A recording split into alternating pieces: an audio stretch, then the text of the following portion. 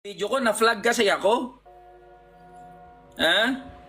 Na-warningan ako kanina, inapil ako pa bago ako makapag-upload. Oh. Ngayon, si Arsenio Balisacan. Sabi ni Arsenio Balisacan, mga boss, yung food poverty threshold na tinatawag, definition of terms muna tayo Yung food poverty threshold, ang poverty threshold, ang ibig sabihin yan, simple lang. Ito yung halaga na kailangan para ma-meet mo yung mga pangangailangan mo. Okay? Halaga na kailangan para ma-meet mo yung mga pangangailangan mo sa isang buong araw.